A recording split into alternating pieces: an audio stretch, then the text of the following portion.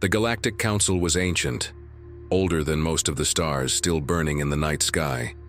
Its authority, once earned through wisdom, had long mutated into arrogance. The chamber where decisions were made floated in the orbit of a collapsed star, a fitting metaphor for what it had become. Cold, dense, and dangerous. Representatives of 27 dominant species sat in concentric circles of power, each voice calculated, each vote already weighed before the session began. The topic: humanity. Earth's name surfaced again, as it had so often in recent centuries. One delegate described them as volatile, another as unsophisticated, a third as a viral anomaly in the galactic order. Words like containment, intervention, and compliance were thrown around with ease, as though talking about a pest, not a civilization. No one objected, no one challenged the narrative. Humanity had refused to sign the Council's treaties, refused to submit their technological advances for regulation, refused to allow surveillance over their private networks. But it was the latest act. Their decision to harness dark matter fluctuations for weaponized teleportation that shattered the Council's patience. This level of defiance, one member said, cannot be allowed to grow unchecked. If we delay action further, we risk watching a primitive race destabilize the order we've built for 1,000,000 years. Another, from the Several species, long-standing, allies of the Council's core members, nodded. They were warned, they were given time, they were offered protection, they responded with silence and escalation. The vote passed unanimously. Humanity was now designated as a priority threat species. The Council invoked Article 9, military correction. A full-force fleet would depart within 40 planetary cycles to subdue Earth's defenses, extract its leadership, and dismantle key technologies. The chamber's lights dimmed in ceremonial transition. Protocols were activated, dossiers sealed. It was done. There was no debate. There never had been. At the back of the chamber, a single human ambassador remained seated. He had said nothing during the deliberations. His eyes tracked each vote, his breath calm, his posture relaxed, almost meditative. When the vote concluded, he stood. Every gaze turned to him, not out of fear but curiosity. The human presence in the chamber had always been viewed as symbolic, a courtesy. His words would carry no weight. But when he finally spoke, the room silenced beyond protocol. "You've made your decision," he said evenly. "And so has Earth." There was a pause. No flourish, no emotion. Just the words, carved into the air like obsidian. He turned and left without another syllable. Behind him, the laughter of the Ilari broke the silence, a dry, spined chuckle that echoed like breaking bones. The sentiment followed him out of the chamber. A race too proud, too emotional, too new to understand the weight of their defiance. Outside the chamber, murmurs spread like heat through the diplomatic networks. Earth's silence over the last decade, once seen as non-compliance, was now framed as arrogance. Their rejection of the Galactic Resource Accords, insanity. Their refusal to submit their AI frameworks for interstellar ethical certification, dangerous. Humanity's cultural uniqueness, its chaotic creativity, its wild and uneven technological leaps, all seen now not as novelty, but as threat.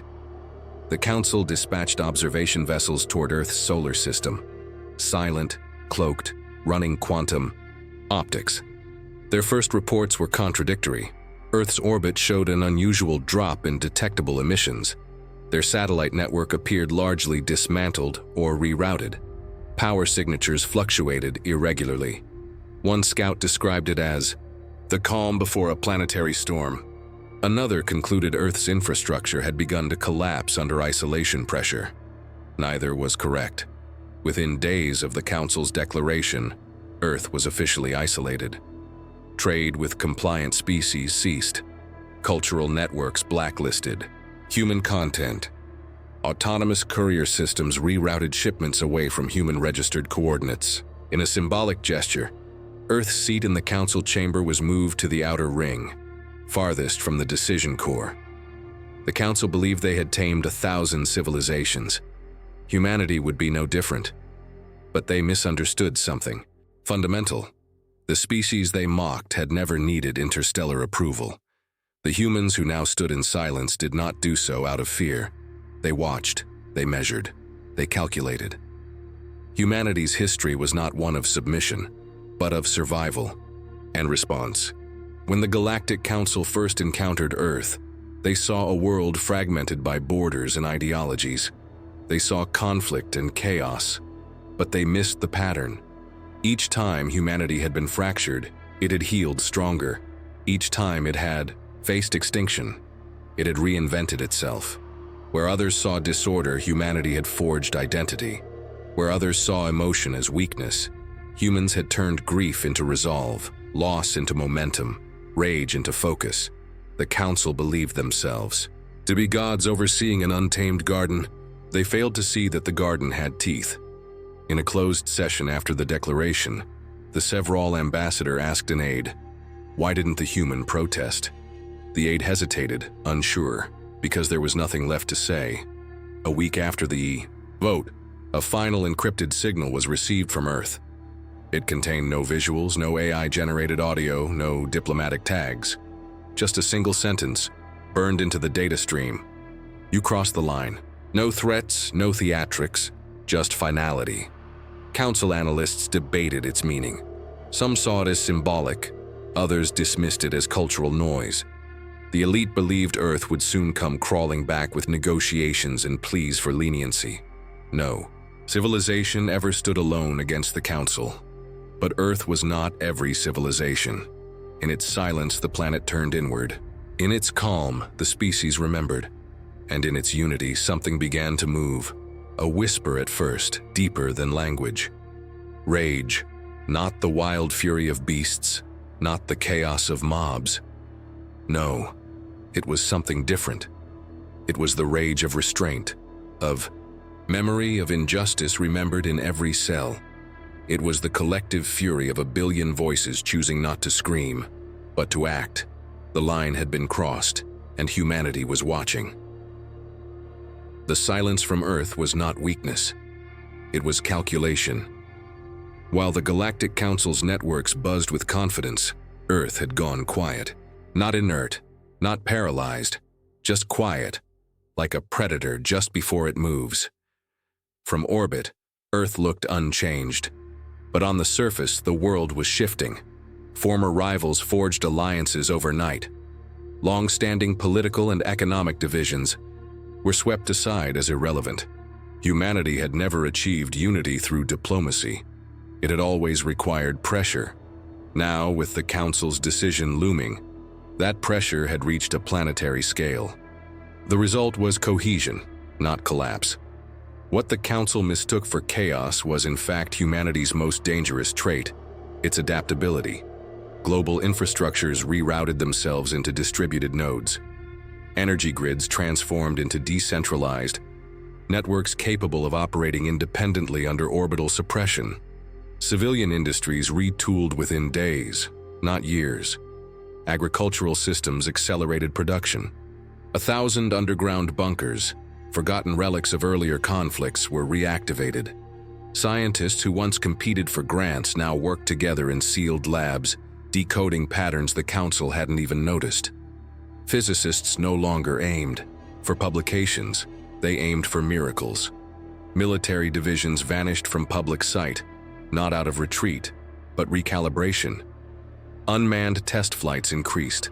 Communications with deep space probes resumed, encrypted, focused, rapid. The public was told very little, but they understood everything. It was in the air. It was in the silence of the news anchors, the rigid posture of elected officials, the edge in every voice. The world knew what was coming. For the first time in centuries, there were no protests, no riots, no infighting. The species had instinctively closed ranks. Children were taught emergency drills not out of fear, but tradition. Cultural broadcasts shifted from entertainment to history.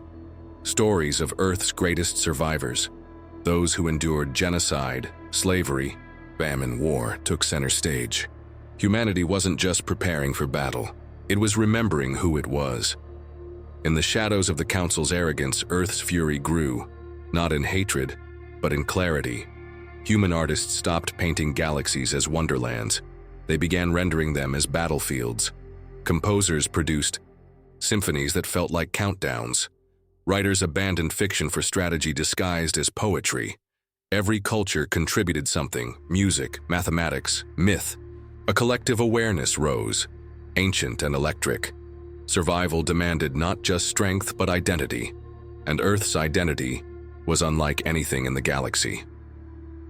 One culture remembered the taste of atomic fire. Another, the silence of space after contact was lost. Another, the scream of burning cities and the refusal to be erased. Earth was a museum of pain, and proof that pain did not mean defeat. It meant instruction. Across secure channels, human AIs ran war simulations. They did not plan for total victory.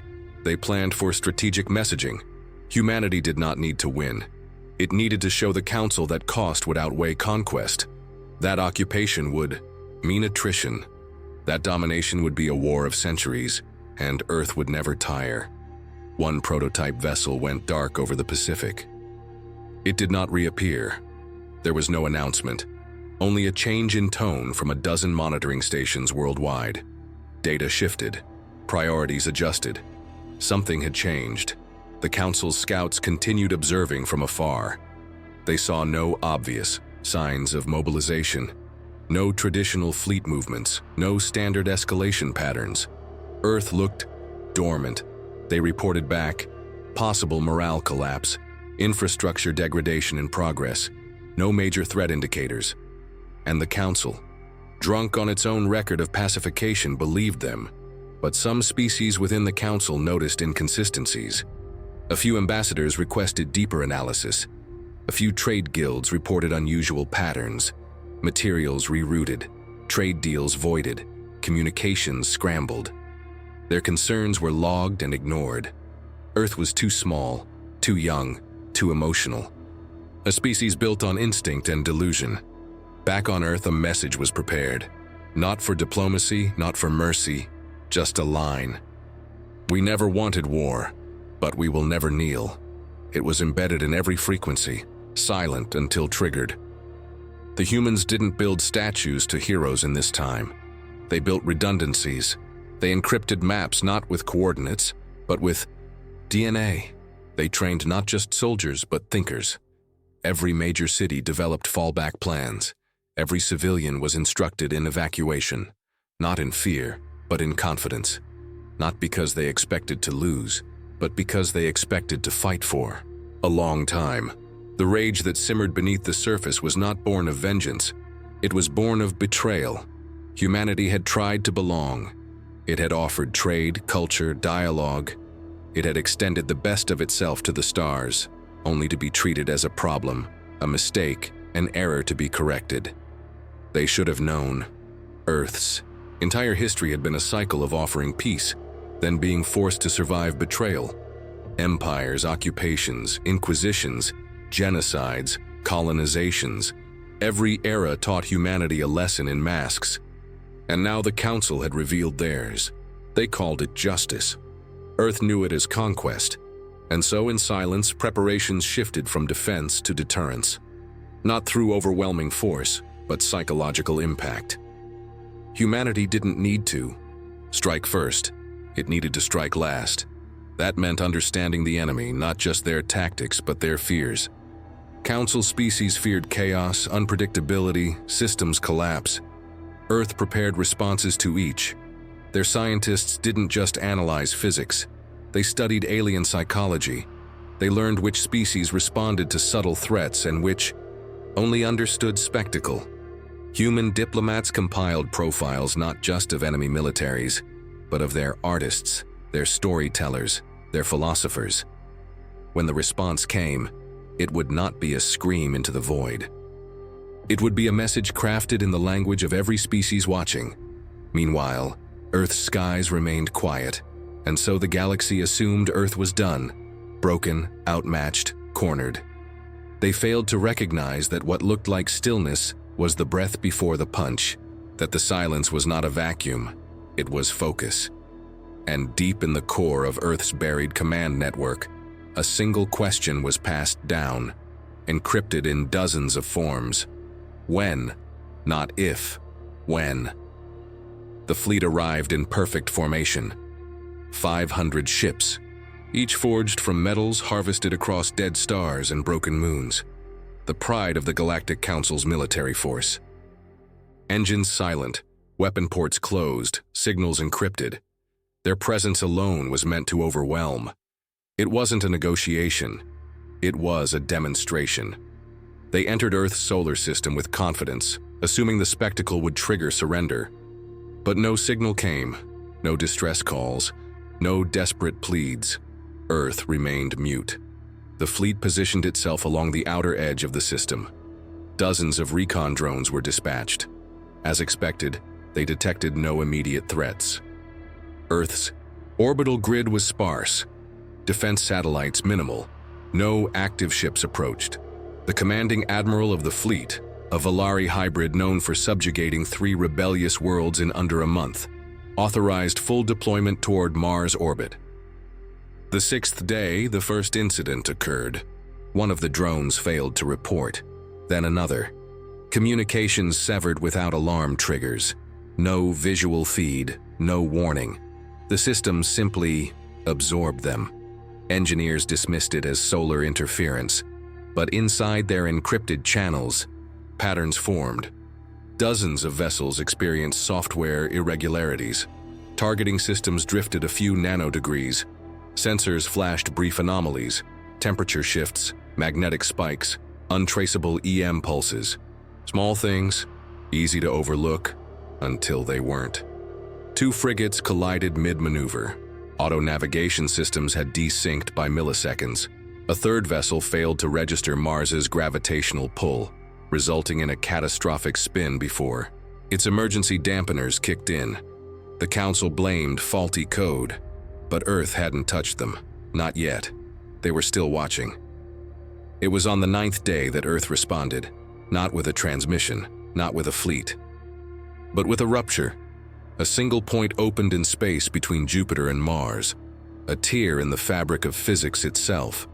Not a wormhole, not a standard drive signature, just a sudden, violent absence, followed by the arrival of a ship that didn't register on any known spectral range. It didn't shimmer.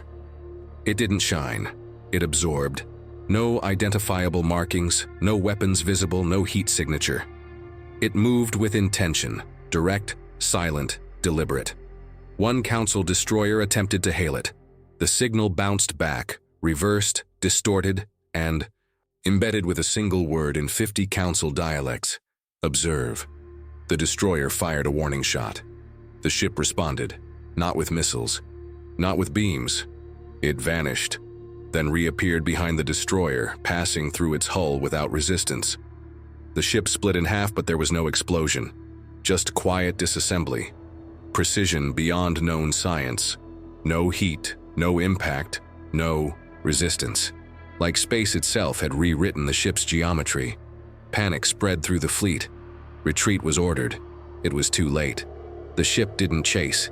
It didn't target. It simply activated something. A low, pulsing frequency that disabled every system within 100 kilometers. Vessels shut down. Lights died, engines failed, gravity distorted. Some crews hallucinated, others went blind. Communications broke. Time itself seemed to stagger. It lasted 90 seconds. When it stopped, 17 ships were missing. Not destroyed. Not floating. Gone. As if they had never existed. Then the message came. Not through transmission. Through thought. Every living being aboard the fleet felt it simultaneously.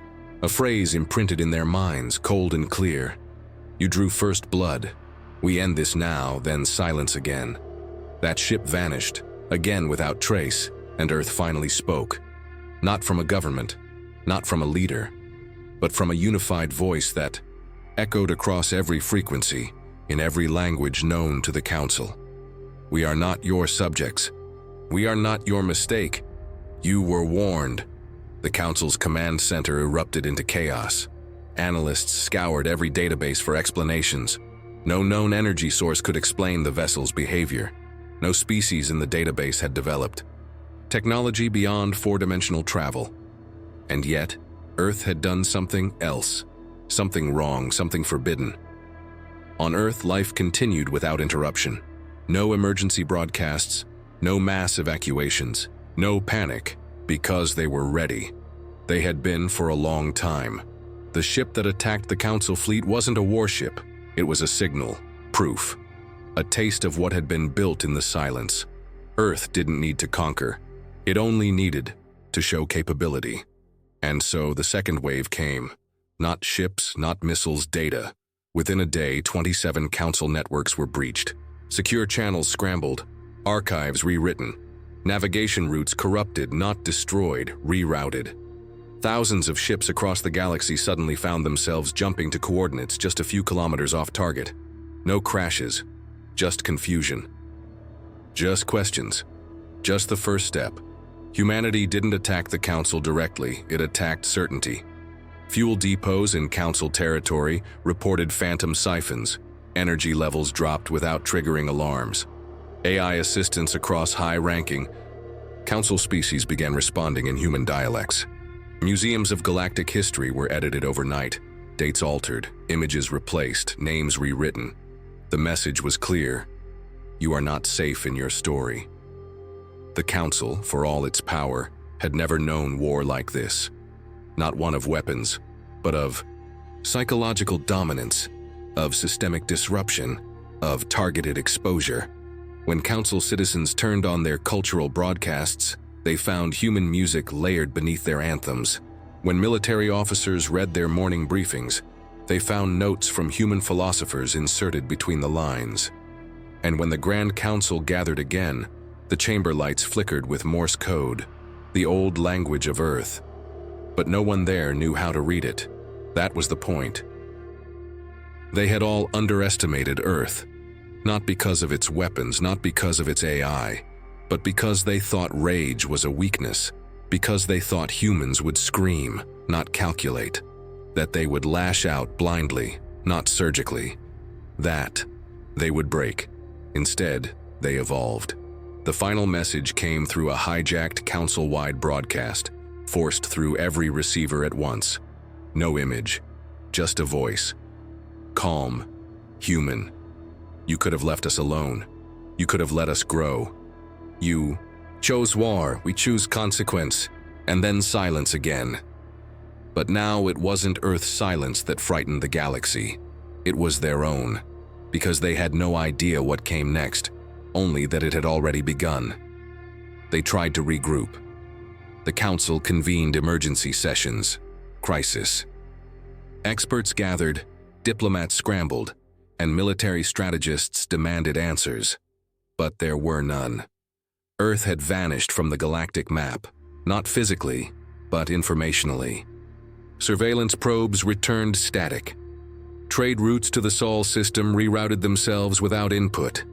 Even long-range telescopes could no longer resolve Earth's location with accuracy. It was like someone had folded a corner of reality and placed Earth behind it. A quiet message spread through Council sectors like a plague. You cannot fight what you cannot find. Panic followed. Council colonies demanded protection. Some accused Earth of allying with outside forces, rogue species, dark energy cults, even ancient precursors. But there was no evidence. Just whispers, just silence, just the memory of a single human ship that dismantled a fleet without weapons. Earth's true victory wasn't military, it was narrative. The Council was no longer sure what humanity was, and in the vacuum of certainty, fear metastasized. Then came the disappearances. One by one, facilities went offline. Deep space listening posts, black site labs, weapon test rings. They didn't explode. They weren't attacked. They just turned to quiet. All communications ceased, internal records scrambled, personnel missing, left behind. Nothing but silence and sometimes a message, burned into walls, into sand, into consciousness. We warned you. The attacks were surgical. calculated, never indiscriminate. Humanity wasn't burning worlds. It was making a point. No one is untouchable. Not governors, not admirals, not information itself. The Council tried retaliation. But every offensive maneuver fell apart before it began. Plans leaked. Weapon shipments rerouted. Tactical AIs malfunctioned imprecisely. Choreographed failures. Ships launched and returned without memory of what had happened. That was the worst part. The not knowing. Entire crews woke up docked, missing hours, with clean logs and no damage. Council officials began resigning without reason. Some vanished, mid-press conference. Others sent farewell messages in languages they never learned. The fabric of control unraveled, but humanity never claimed responsibility. Not officially, they never needed to. Across the galaxy, resistance movements lit up like wildfire. Forgotten species began broadcasting ancient grievances. Planets under Council taxation declared sovereignty overnight. Worlds once silent remembered Earth's message. You drew first blood. Earth became a symbol, not of rebellion but of consequence. No one had expected that, least of all the humans. Because they hadn't planned to start a war. They had planned to end one. Back on Earth, the planet remained peaceful. Cities flourished. Trade resumed internally. Education systems began teaching galactic languages as electives, not necessities. Humanity had realized something vital. They didn't need to be part of the Council to matter. They had their own momentum now. Children no longer dreamed of joining the stars. They dreamed of building something better. The prototype ship, the one that split the Council destroyer, was never mentioned again. It wasn't replicated. It didn't become the basis for a new fleet. Because it had served its purpose, it had delivered the message, we are not what you thought. Earth didn't claim new territory, didn't impose ideology. It simply disengaged, walked away from a galactic system that had tried to break it, and left that system to deal with its own unraveling. In doing so, humanity gained the one thing the Council never understood: influence without presence. Galactic cultures began adopting human literature. Council species debated human philosophy in their own political arenas. Human fashion trends appeared in markets on planets that had never seen Earth. Music once confined to a single species now became the sound of something larger, something unbroken. That was the true rage, not in destruction but in definition. Humanity didn't scream into the void, it rewrote it. The Galactic Council finally collapsed. Not in battle, but in shame. Members withdrew, systems declared neutrality, military branches disbanded, not because they were forced to, because they no longer believed. The illusion of invincibility was gone, and Earth never fired a superweapon, never demanded reparations, never came back. It didn't need to. Its silence was now the loudest sound in the galaxy, and the Council, what remained of it, understood too late that the most dangerous species are not those who hunger for war, but those who endure it, because humanity had endured everything. And when the line was crossed, they didn't just react. They ascended. They remembered every betrayal, every scar, every failed treaty. They carried it not with bitterness, but with precision. They transformed grief into focus, rage into clarity, and when they moved, they didn't flail, they executed. In the end, the galaxy stopped fearing Earth because of what it could do.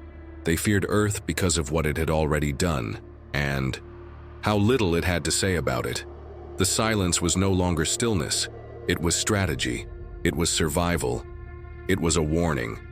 And now every species who looked up at the stars did so with a new understanding. Never provoke a species that builds its history out of ashes. Never corner the animal that refuses to die. Never mistake the quiet ones for weak ones, because somewhere out there, in a folded sliver of space behind a wall of misdirection and myth, Earth was watching and remembering and waiting, just in case the galaxy forgot again.